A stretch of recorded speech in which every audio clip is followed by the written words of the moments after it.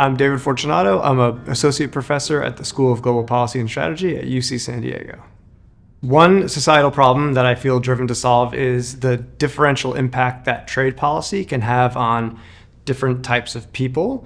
My research focuses on difference between men and women as producers and consumers. So one article that we published recently shows that women's goods, women's clothing, is taxed at a higher rate when it's imported into most countries. And those higher tax rates are passed on to women as consumers, and it costs them something like $5 billion a year in excess tax costs.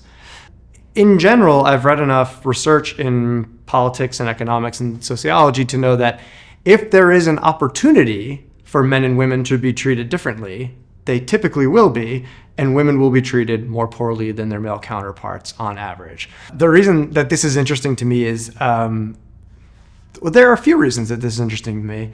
One is that I was just blown away when I saw how specific the tariff schedule is. The tariff schedule is what we call the big list of items that countries can import and the tax rates that are associated with those items. I had no idea that it was thousands and thousands and thousands of specific goods. Once I learned a little more about trade policy and how it really affects a lot of things that we might not think it does directly, like if you produce a certain good, your government can increase your wage a little bit or increase your potential wage a little bit by setting higher import taxes on your international competition.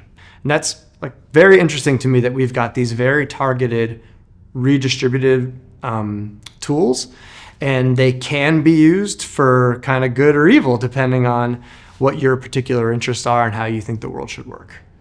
GPS students are really interesting because we've got kind of a cool mix of students who are currently employed in government work. So we have lots of bureaucrats from the US or from other countries.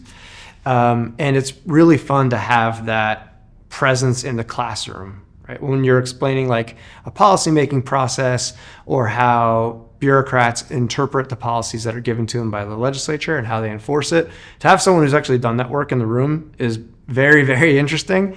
And it makes for a more kind of lively conversation about what life will be like for the other students who are heading into that job at the end of their degree.